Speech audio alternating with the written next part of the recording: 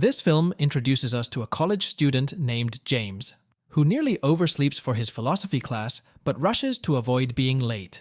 He enters the classroom where the group is discussing different mental experiments with their instructor. One of these experiments is about a monkey with unlimited time, attempting to randomly type Hamlet word for word. They also talk about the challenges of choosing between saving a girl on a tower and saving people in front of an oncoming streetcar.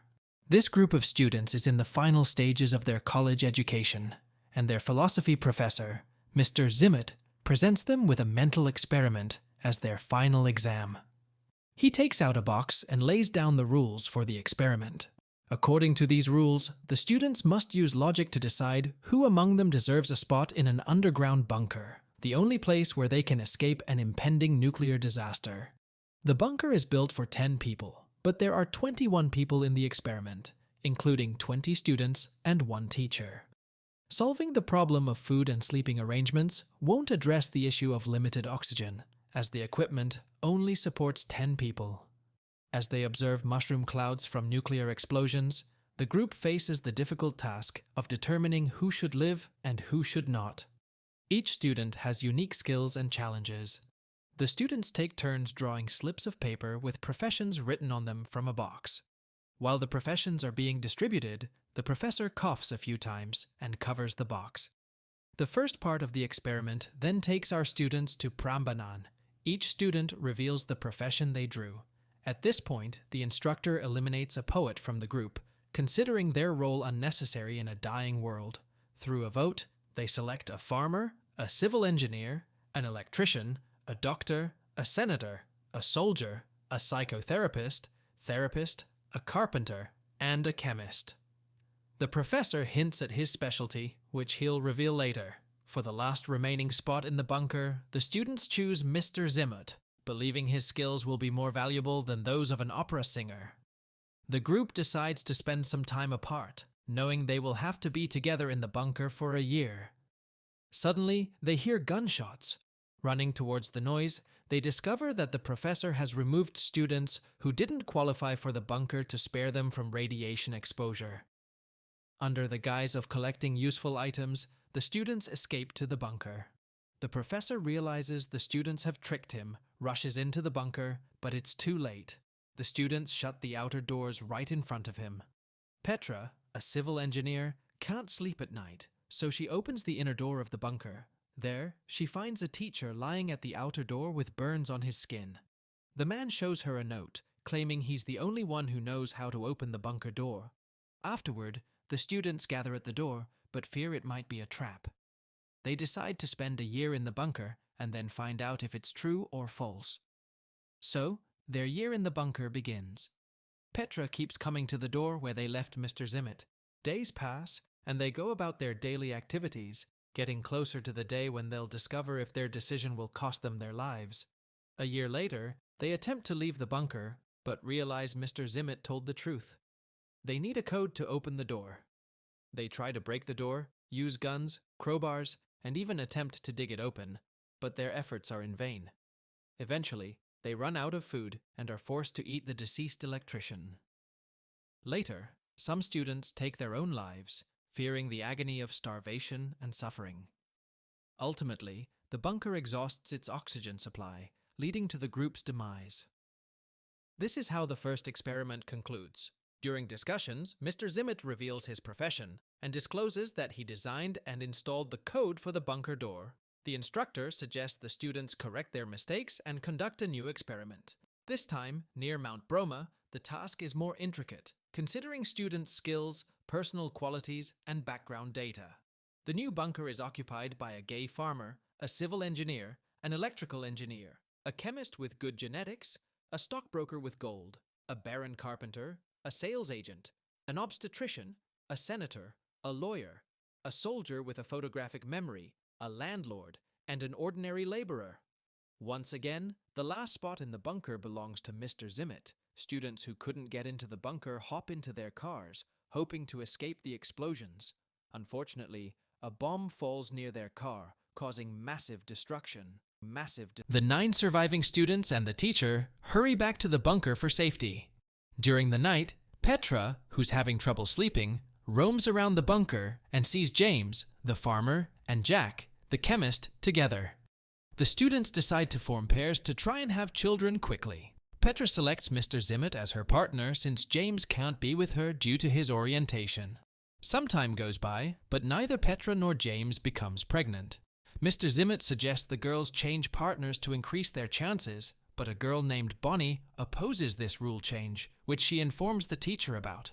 Mr. Zimmett leaves briefly and then returns with a gun. He dismisses all the students from the room except for Bonnie.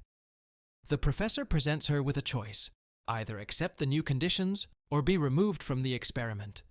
Jack, who was hiding in the room during this exchange, attacks the professor and takes away his gun. In the scuffle, Jack injures Mr. Zimmett severely.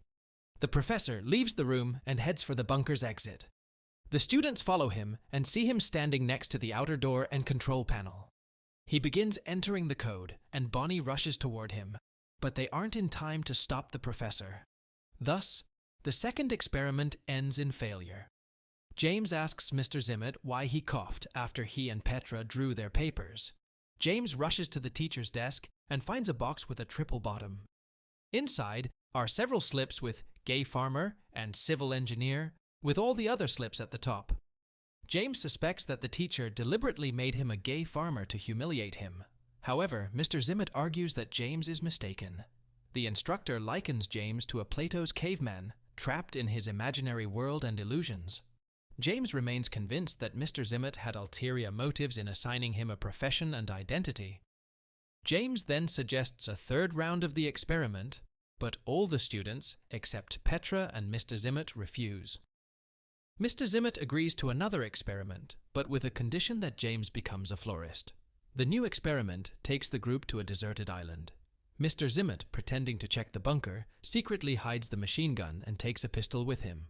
While Mr. Zimmett is sitting by the shore, Petra approaches him and asks if she can run an experiment on her terms. This time, Petra wants to choose who gets into the bunker.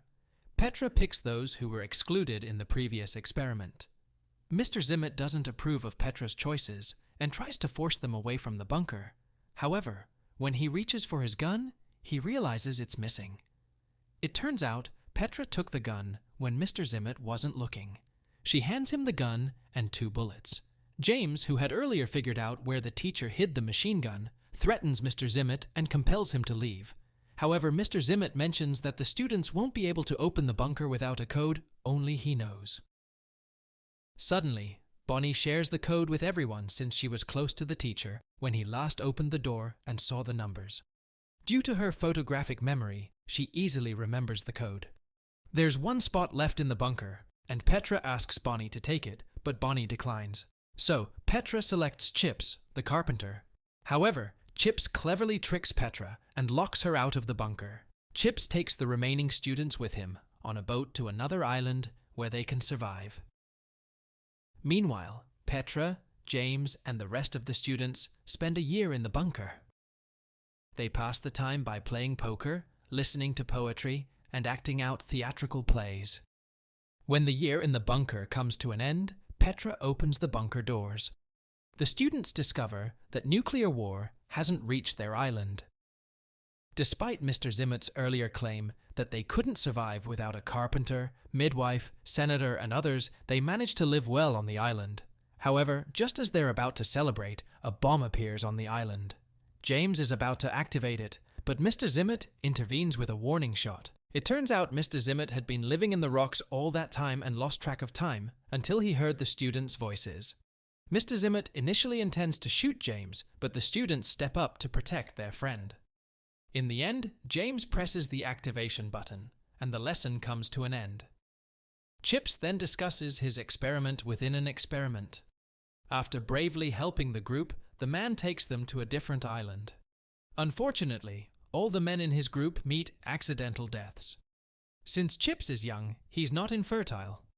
The man, who is also a skilled carpenter, creates his own small paradise. He now has a companion for each day of the week, except for Sundays when he rests. This situation brings laughter. The students turn in their textbooks and leave, but Petra stays behind in the classroom.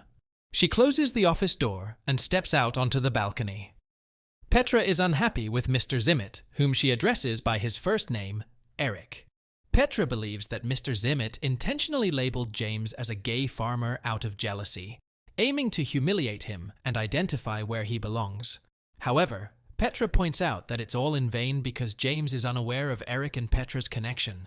At this moment, Petra reveals that she is in love with James, and they decide to leave for another city together.